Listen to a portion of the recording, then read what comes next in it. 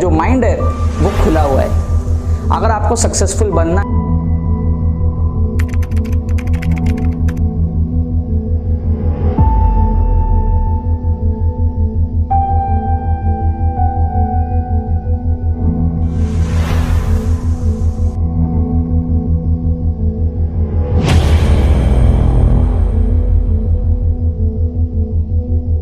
मिल सके कि हाँ मैं पहुंच सकता हूँ तो आप भी पहुंच सकते। सो मेरा जो स्कोर था वो 100 के आसपास था। वहाँ से ट्रिक्स एंड चीट कोड से मैंने इंप्रूव करके 180 के रेंज पे मैं लेकर के गया।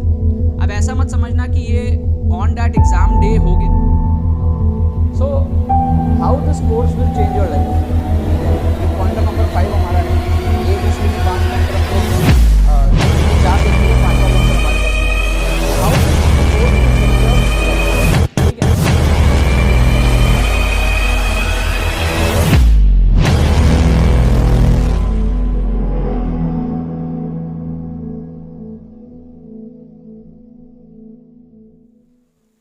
तो देखो यार यहाँ पर मैंने आपके सामने यार जुलाई का क्वेश्चन ले लिया 28 जुलाई 2022 का शिफ्ट 2 का दोनों क्वेश्चन आप देख सकते हो मैथमेटिक्स का है। और इस वीडियो के अंदर मैं आपको सिखाने वाला हूँ कि आप 30 सेकंड में जेईई के क्वेश्चंस को कैसे सॉल्व कर सकते हो। अब 30 सेकंड का मतलब ये नहीं है कि आप बैठ करके देखोगे कि मैं आपको कितने देर में एक्सप्लेन कर रहा हूँ, नहीं, एक्सप्लेन करने में टाइम लगता है, बट जैसे मैं आपको तरीके बताऊंगा आप देखोगे कि उसको जब आप करोगे तो 30-30 सेकंड में आपके सॉल्व हो जाएंगे। मतलब मैंने जब क्वेश्चन किया था ना, मैंने 30-30 सेकंड में ही किया था। क्या बात समझ में आ रही है? अच्छा, इसमें क्वेश्चन पढ़ने का टाइम नहीं है, क्वेश्चन पढ़ने का टाइम आपका अलग है, फिर 30 सेकंड सॉल्विंग का टाइम है, राइट। सो किस तरीके से आपको जेईई के क्वेश्चंस जो आपको 2 मिनट 2.5 मिनट लग जाते हैं सॉल्व करने में, वो आप किस तरीके से 30-30 सेकंड में उड़ा सकते हो, ये मैं आपको बता रहा हूँ। अगेन ये जो ट्रिक्स है ये हर क्वेश्चन में अप्लाई नहीं होंगे, इसके लिए आपको अपना ब्रेन डेवलप करना पड़ेगा। जिस जिस क्वेश्चन में अप्लाई हो जाए उस क्वेश्चन में आप अप्लाई कर दोगे, वहां से आपका टाइम बहुत ज्यादा जो है सेव हो जाएगा, राइट। ध्यान से देखना, इसको आपको बहुत ज़्यादा ध्यान से देखना पड़ेगा, तभी आप इसको कैच कर पाओगे। मैं कोशिश करूंगा थोड़ा सा मैं आपको जल्दी बताऊं ताकि आपको जो है फील आए कि हम 30 सेकंड में कर रहे हैं, राइट। अब जैसे एक क्वेश्चन है, यहाँ पर आपको सर्कल दिया हुआ है, तो कुछ मत करो, आप सर्कल को ड्रॉ कर लो। फट से आप क्या करो, सर्कल को ड्रॉ कर लो, आप पॉइंट्स मार्क कर लो 1 2 3 4 5 1 2 3 4 5। सर्कल का सेंटर क्या है 2,0। सर्कल का सेंटर क्या हो गया 2,0। सर्कल का रेडियस निकाल लो 2 2 4 -3, रेडियस हो गया 1 सर्कल का, तो सर्कल का रेडियस हो गया 1। तो ये हमारा क्या हो गया, एक रफ सर्कल आ गया, यस और नो, ये हमारा क्या हो गया, एक रफ सर्कल आ गया। कितना टाइम लगा, 10 से 15 सेकंड। अब देखो, दो टेंजेंट चाहिए ओरिजिन से। टेंजेंट कैसे होंगे, ओरिजिन से ऐसे होंगे, ये एक और इसी का मिलता जुलता ये दो, रफली जो यहाँ पे और यहाँ पे मिलेंगे रफली, है ना। ये हो गया ओरिजिन, ये हो गया ए, ये हो गया बी। कितना टाइम लगा, 5-6 सेकंड और। एरिया निकालना है अपन को ओ ए बी। अच्छा, एरिया क्या होता है, half into base into height. तो कुछ मत करो, बेस और हाइट को इमेजिन कर लो, ये बेस है और ये आपका क्या हाइट है, ठीक है। अब एक बात बताओ, हाफ इंटू बेस कितना होगा। अगर ये जो रेडियस है ये 1 है, तो ये जो डायमीटर है कितना है, 2 है। ये 2 से थोड़ा छोटा होगा, तो मैं अप्रोक्सीमेटली 1.6 1.7 मान लूँ, ठीक है ना। ये सर्कल है, डायमीटर सबसे लंबा होता है और ये जो उससे छोटा होता है, राइट। तो छोटा होगा लेकिन 2 से छोटा फील आ रहा है ना आपको डायग्राम देख के, 1.6 1.7 के आसपास का, ठीक है ना। तो ये मैंने ले लिया, इनटू हाइट है, ये वाला हाइट है। अब ये हाइट कितना है, 1.4 के आसपास लग रहा है आपको, फील आ रहा है डायग्राम से। देखो यहाँ ये 1,0 था, ये 2,0 था, 2,0 पे सेंटर था, 1 से बड़ा है 2 से छोटा है, 1.4 के आसपास रफली ले लूँ, 1.4 के आसपास रफली बोल रहा हूँ मैं। बस ये देख लो आप कितना हो गया, 17 × 14 आप देख लो कितना हो गया, 7 4 ज़ा 28, 4 1 ज़ा 4 5 6, 7 1 ज़ा 7, 1 ज़ा 1 8, 7 6 13, 238, 2.38 by 2, मतलब कि 2.38 by 2 कितना हो गया, 1 पॉइंट समथिंग हो गया ना, है ना। कुछ मत करो अब, बस खत्म हो गया। 3√3/2 मतलब कितना हो गया, √3 मतलब 1.7, 1.7 × 3 5.1/2। तो ये आंसर ही नहीं है, हमको तो 1 पॉइंट समथिंग चाहिए था। 3√3/4 5.1/4, ये 1 पॉइंट समथिंग है, बिल्कुल है, ये आपका करेक्ट आंसर हो सकता है। 3/2√3 मतलब कि √3/2, √3/2 बोल सकते हैं, तो ये तो 1 से भी छोटा हो गया, काट दो। फिर √3/4 1.7/4, ये और भी छोटा हो गया, काट दो। एक ऑप्शन सही है आपका बी, ठीक है। एक्सप्लेन किया हूं करके 1.5 मिनट 2 मिनट के आसपास लगा है, बोलूंगा नहीं, कुछ करूंगा नहीं, फट से हो जाएगा 30-35 सेकंड में। क्या बात समझ में आ रहा है? कुछ नहीं है, रफली वैल्यू ले लिया हमने, सर्कल बनाया, टेंजेंट बनाया, रफ वैल्यू देखा, 2 से थोड़ा कम है, हाइट 1 से थोड़ा ज़्यादा है, रफली देखा मैंने 1 पॉइंट समथिंग आंसर दिख रहा है, एक ही ऑप्शन सेटिस्फाई कर रहा है, ये 2 से बड़ा, ये 1 से छोटा, ये 1 से बहुत छोटा। क्लियर है? ऐसे आप जो है जुगाड़ करके 30-30 सेकंड में क्वेश्चंस को उड़ा सकते हो जेईई मेन के, जो बाकी बच्चे पूरा सॉल्व करेंगे, बहुत मेहनत करेंगे, राइट। यहाँ ईगो आपको सेटिस्फाई नहीं करना है अपना एग्जाम में कि मैं क्वेश्चन सॉल्व कर सकता हूँ कि नहीं। अगर हो रहा है जुगाड़ से फटफट कर लो। याद देखो अब इंक्रीजिंग डिक्रीजिंग का क्वेश्चन है, आप लोग जो है डिफरेंशिएट वगैरह करने लगे, टाइम वेस्ट करते हो आप लोग। देखो क्या करो, आप क्या करो, जैसे ये फंक्शन है ना 30 सेकंड में करना है, ठीक है। पहले आप क्या करो, फंक्शन को तो लिखा ही रहेगा आपका, मैं अलग से भी लिख देता हूं, कुछ मत करो आप। जब x की वैल्यू आपकी 0 हो रही है, 0 हो रही है, ठीक है, 0 हो रहा है, x इक्वल टू 0, तो फंक्शन कितना है आपका 0 है। फंक्शन कितना है आपका f(x) इक्वल टू 0, ठीक है। जब x की वैल्यू आपकी 0.2 हो रही है, सपोज x की वैल्यू 0.2 हो रही है सपोज, तो फंक्शन कितना हो रहा है, देखो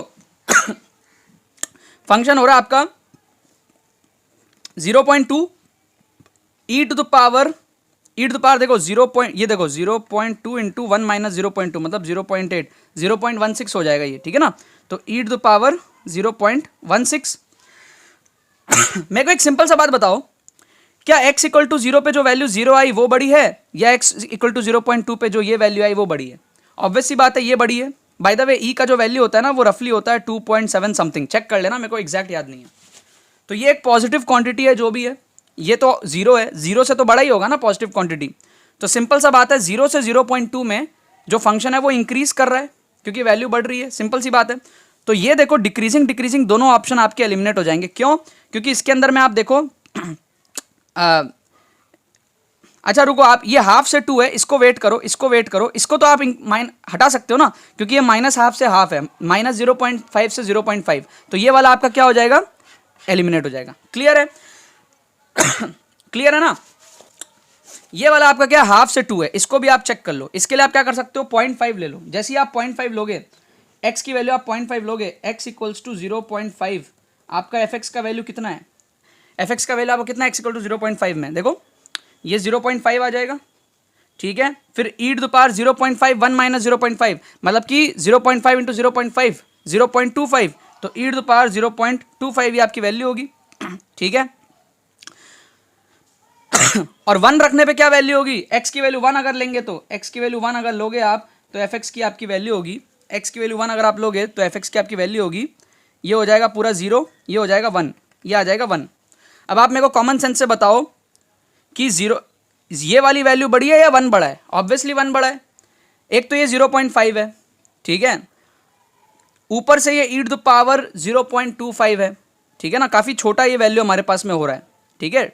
2.7 का पावर इट्स लाइक 2.7 का पावर 1/4, उतना छोटा वैल्यू हो रहा है, ठीक है ना। 1/2 होता है तो रूट होता है, छोटा छोटा छोटा, तो ये वैल्यू हमको जो है 1 बड़ी दिखती है हमको, तो ये डिक्रीजिंग वाला जो आप एलिमिनेट कर सकते हो, ठीक है ना। क्या आपको बात समझ में आ रहा है?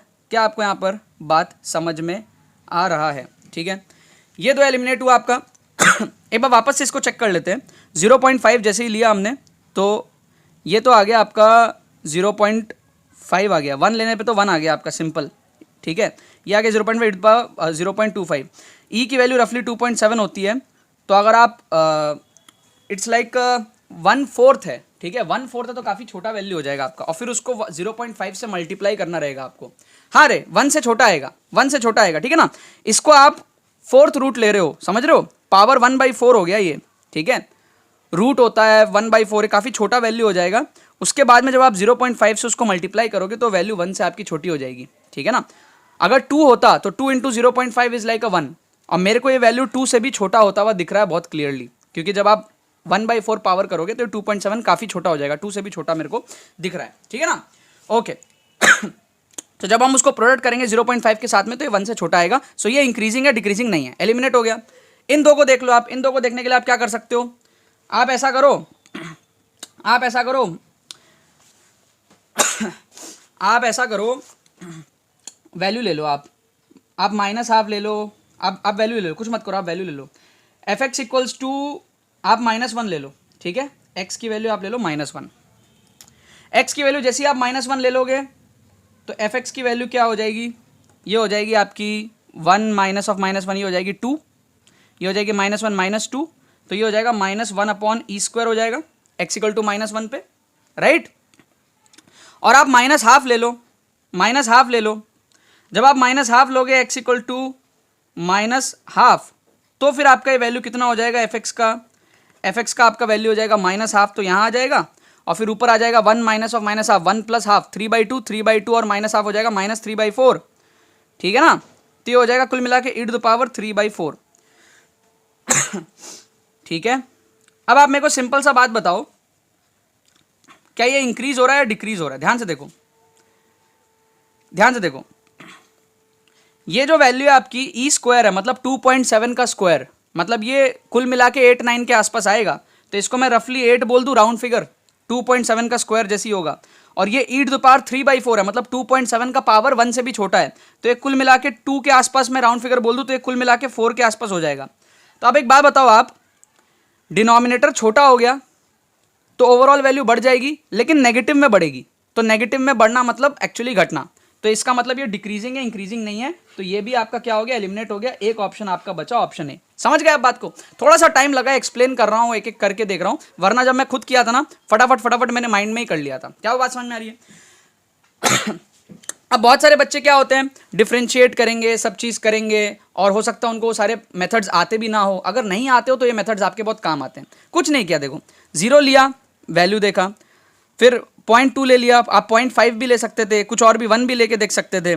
ऐसे करके आप वैल्यूज लेके देख लो कि बढ़ रहा है या घट रहा है, आपके ऑप्शंस जो है वो एलिमिनेट हो जाएंगे। समझ रहे हो बात हो आप? तो यहाँ पर हमने क्या करा, वापस समझाता हूँ लास्ट वाला केस। मैंने यहाँ पर एक तो -1 लिया, तो -1 से -1/e² आया, और जैसे -½ लिया तो वहाँ पे मेरे को e⁻³ आया, ठीक है। ये राउंड फिगर 1/8 के आसपास आया नेगेटिव में, राउंड फिगर 1/4 के आसपास आया नेगेटिव में। राउंड फिगर मतलब ये एग्जैक्ट नहीं पता ना, 2.7 का पावर 3/4। तो ये मैग्नीट्यूड में डिनोमिनेटर कम हुआ तो ओवरऑल वैल्यू बढ़ी, लेकिन नेगेटिव में बढ़ी, तो इसका मतलब एक्चुअली घटी। समझ गए ना बात? तो माइनस साइन लगा हुआ है, इसलिए डिक्रीजिंग होगा, ये इंक्रीजिंग नहीं होगा। ऑप्शन ए आपका करेक्ट होगा।